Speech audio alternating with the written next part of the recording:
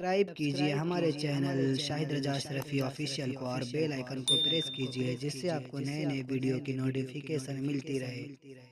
تو ناظرین السلام علیکم ورحمۃ اللہ وبرکاتہ۔ آج کا بیان حضرت شاکر علی نوری کا بیان رہے گا امام حسین کے حوالے سے، تو پورا بیان ضرور سنیں اور اس پر عمل بھی کریں۔ تو چلیے بیان شروع کرتے ہیں۔ ویڈیو اگر اچھی لگے تو ضرور ویڈیو کو لائک کریں اور ہمارے چینل کو سبسکرائب کریں۔ تو چلیے بیان شروع کرتے ہیں۔ اور میں زیادہ وقت لیے بغیر صرف ایک جملے سے آپ کو سمجھا دوں کہ اگر آپ یہ تصور کرتے ہو کہ میری بات غلط ہے تو میں اپنی بات کی سچی ہونے پر دلیل یہ پیش کرتا ہوں کہ جو قوم امام حسین کے سجدے میں جان دینے کی بات کو سن کر بھی سجدہ کرنے کے لیے تیار نہ ہو، اس قوم کو سوائے رسموں کے عادی ہونے کی اور کیا کہا جا سکتا ہے۔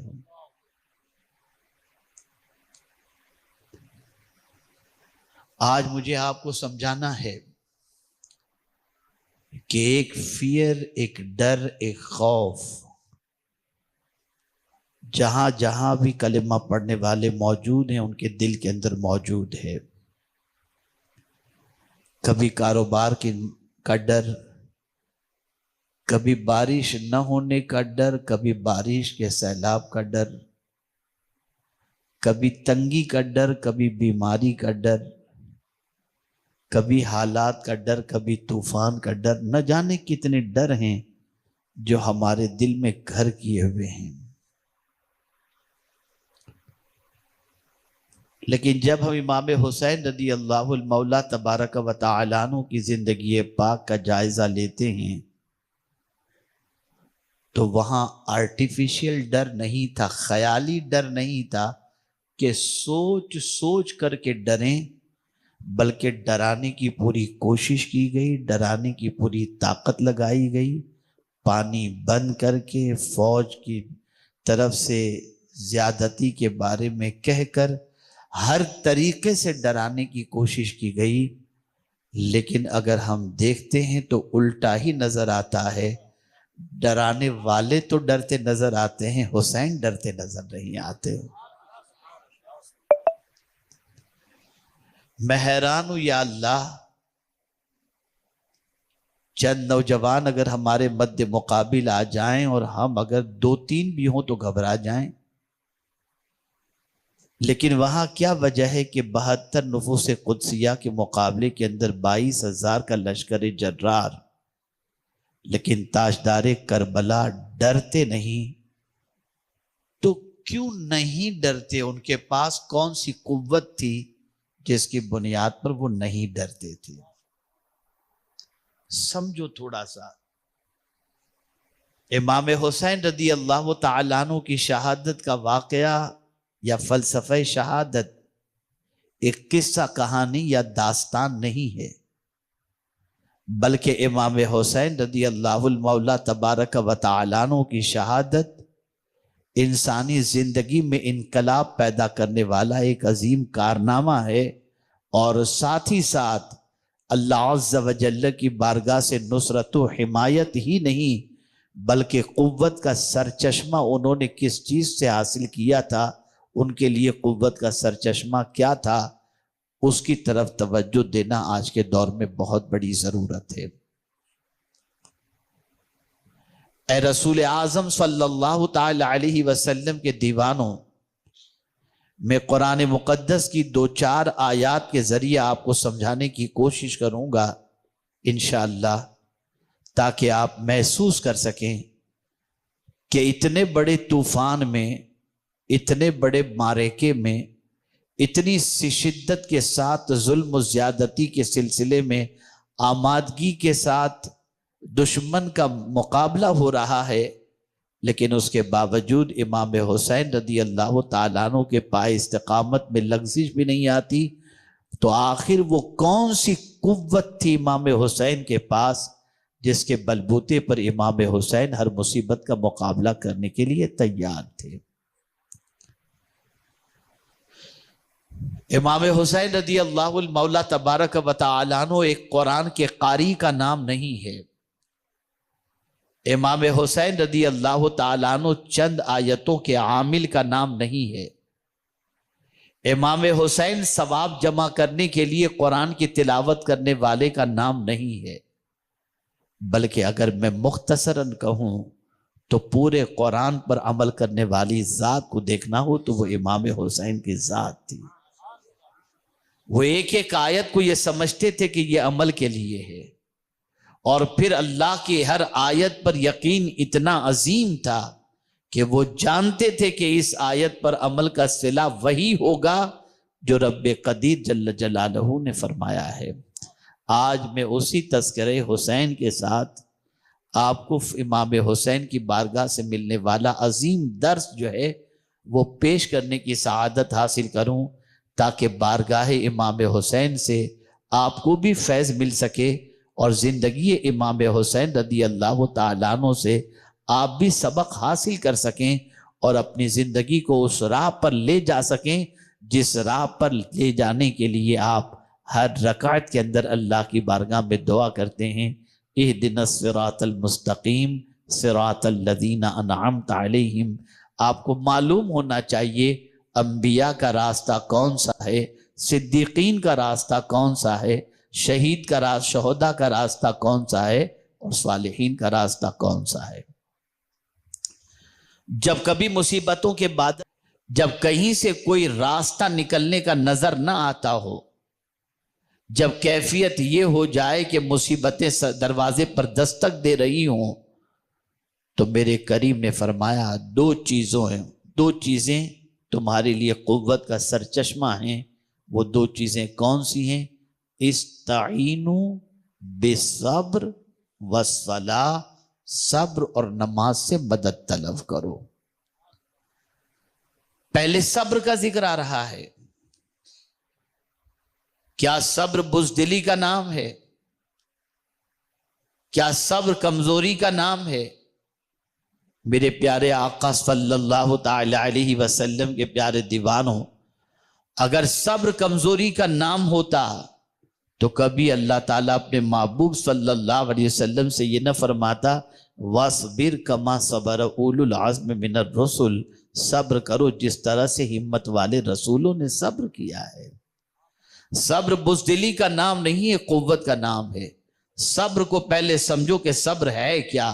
ہمارے یہاں تو کوئی پریشانی آ گئی تو کہتے ہیں صبر کرو، انتقال ہو جائے تو کہتے ہیں صبر کرو، مال چوری ہو جائے تو کہتے ہیں صبر کرو، بچہ بیمار ہو جائے تو کہتے ہیں صبر کرو، باپ کا انتقال ہو جائے تو کہتے ہیں صبر کرو۔ پہلے صبر کا معنی سمجھو۔ صبر کہتے ہیں جم جانے کو، اسٹینڈ جو آدمی لے لیا اس اسٹینڈ پر جم جانے کو، اب دنیا کی کوئی طاقت تمہارے موقف سے تمہیں ہٹا نہ سکے۔ اسی لیے پہلوان کو بھی صبور کہا جاتا ہے، اس لیے کہ وہ جو جگہ پکڑ لیتا ہے پھر وہ چھوڑتا نہیں ہے۔ تو صبر بہت عظیم چیز ہے، اور صبر سے پہلے انسان ساری چیزوں کو سمجھتا ہے کہ میں جو اسٹینڈ لے رہا ہوں، میں جو قدم اٹھا رہا ہوں، میں جو فیصلہ کر رہا ہوں وہ فیصلہ سچا ہے یا نہیں ہے۔ اللہ اکبر۔ جب فیصلہ صحیح ہو، جب معاملہ صحیح ہو، اللہ اور اس کے رسول کی اطاعت کا معاملہ ہو، ایک طرف دشمن پوری طاقت لگا رہا ہے، کیا کربلا میں امام حسین رضی اللہ تعالیٰ عنہ کو ان کے موقف اور ان کے اسٹینڈ سے ہٹانے کے لیے ایڑی چوٹی کا زور نہیں لگایا گیا، پوری طاقت کھپا دی گئی تاکہ حسین اپنے موقف سے ہٹ جائیں، حسین یزید کی بیعت کو قبول کر لیں۔ لیکن اللہ اکبر، امام حسین رضی اللہ تعالیٰ عنہ بچوں کو لٹانا تو قربان کر دیتے ہیں، موقف سے ہٹتے رہی ہیں۔ آج تھوڑی سی سختی بھی موقف سے ہٹ گئے، تھوڑا سا معاملہ ہوا موقف سے ہٹ گئے، لیکن امام حسین نے جو اسٹینڈ لیا تھا اس اسٹینڈ پر جمے تھے، اس لیے کہ امام حسین نے جو موقف اختیار کیا تھا وہ اپنی مرضی کا نہیں تھا۔ میں آپ کو قرآن کی روشنی میں سمجھا دوں کہ قرآن کے بتائے ہوئے راستے کے مطابق امام حسین نے اپنا اسٹینڈ لیا تھا، اس لیے کہ یزید ظالم تھا، یزید فاسق تھا، یزید فاجر تھا۔ اللہ اکبر۔ اور قرآن نے واضح لفظوں میں کہہ دیا वला तरकनु इलल्लज़ीना ज़लमू फतमस्सकुमुन्नार, जालिम की तरफ न झुको वरना तुम्हें आग छुएगी। इमाम हुसैन जानते थे कि कुरान मना कर रहा है जालिम की तरफ झुकने के लिए। अब अगर जालिम की तरफ नहीं झुकते हैं तो जान देनी पड़ेगी, औलाद कुर्बान करना पड़ेगा। इमाम हुसैन ने इस चीज के लिए तो आमादगी जाहिर फरमा दी, लेकिन कुरान के फरमान पर अमल करते हुए जालिम के सामने नहीं झुके और जानते थे कि मैं अगर सब्र करूंगा तो कोई मेरे साथ हो या ना हो, मैं सब्र करूंगा, सब मेरा साथ छोड़ दें तो कोई बात नहीं, लेकिन मौला का वादा है इन्नल्लाह मअस साबिरीन, कि बेशक अल्लाह सब्र करने वालों के साथ है। ए रसूल आजम सल्लल्लाहु ताला अलैहि वसल्लम के दीवानों, एक बात अच्छी तरीके से जहन के अंदर रखें, सब्र बहुत ताकतवर चीज का नाम है, सब्र बहुत बड़ी कुव्वत का नाम है। सब्र हर किसी के पास नहीं होता, सब्र हर किसी को नसीब नहीं होता। सब्र की दौलत अल्लाह खुश नसीबों को अता करता है, और जिसे सब्र की दौलत मिल जाए गोया उसे अल्लाह अज़्ज़ व जल्ल ने बड़ी नेमत अता फरमा दी। आप मुझे बताइए तो सही, अल्लाह अकबर, सब्र इतना अजीम सरमाया है कि कल बरोज़े क़यामत, आपको एक छोटी सी मिसाल देकर के समझाऊं, बुलबुले बाग़े मदीना आपको सलाम कहें तो आप खुश हो जाएंगे, हुजूर मोइनुल मशाइख सलाम करें आप खुश हो जाएंगे, हुजूर अमीन मिल्लत सलाम करें आप खुश हो जाएंगे, हुजूर मुफक्किर इस्लाम सलाम करें आप खुश हो जाएंगे। लेकिन मैं आपसे पूछना चाहता हूं, अगर फरिश्ते सलाम करें तो क्या कैफियत होगी? फरिश्ते अगर तोहफे सलाम पेश करें तो क्या कैफियत होगी? आप मुझे बताओ, फरिश्ते किसको सलाम पेश करते हैं?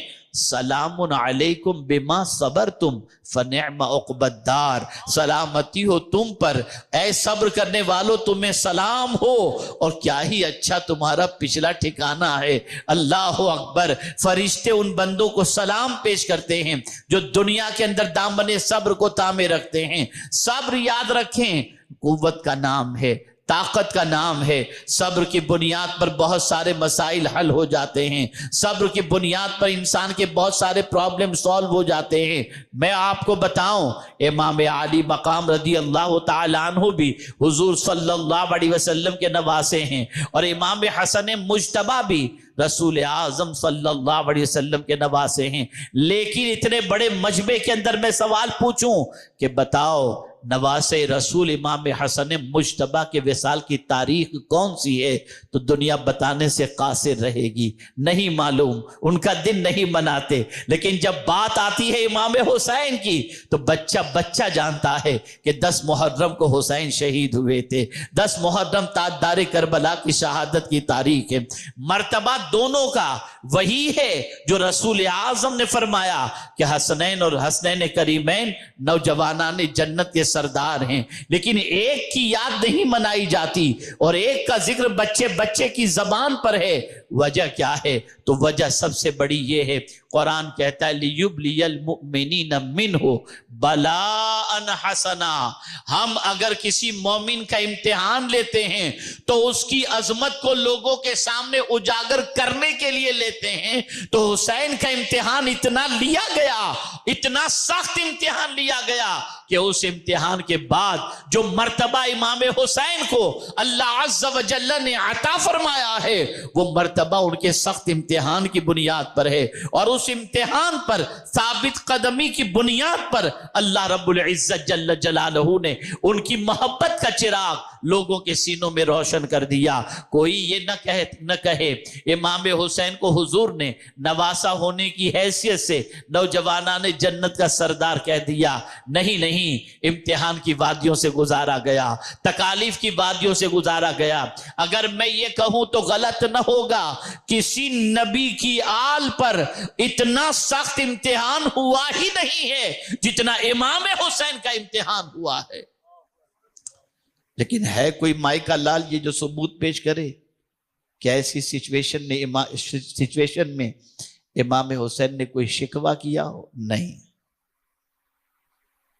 नहीं,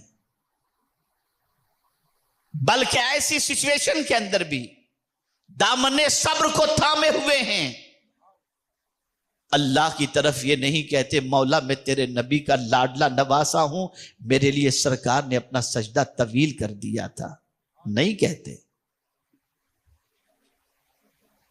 اس لیے کہ امتحان گاہ کے اندر رشتہ داریاں نہیں پیش کی جاتی، امتحان گاہ کے اندر جو ہے وہ ایگزام ہال کے اندر پیپر دیا جاتا ہے، تو سب سے سخت ترین امتحان امام حسین رضی اللہ تعالیٰ عنہ کا لیا گیا، اور اس امتحان کے اندر ایسے اچھے نمبرات سے امام حسین کامیاب ہوئے کہ ان سے پہلے کوئی اس طریقے سے کامیاب ہوتا ہوا دکھائی نہیں دیتا ہے۔ تو ناظرین اگر ویڈیو اچھی لگے تو ضرور ویڈیو کو لائک کریں، اور ہمارے چینل پر اگر نئے ہیں تو ضرور سبسکرائب کریں، اور اللہ سے دعا کریں کہ اللہ ہمیں نیک عمل کرنے کی توفیق عطا فرمائے، ہر بلا مصیبتوں سے، پریشانیوں سے، آفتوں سے، بیماریوں سے حفاظت فرمائے، اور امام حسین کے بتائے ہوئے راستے پر چلنے کی توفیق عطا فرمائے۔ تو چلیے ملتے ہیں اگلی ویڈیو میں، تب تک کے لیے السلام علیکم ورحمۃ اللہ وبرکاتہ۔ ویڈیو اچھی لگے تو ہمارے ویڈیو کو لائک کریں اور ہمارے چینل کو سبسکرائب کریں۔ شکریہ۔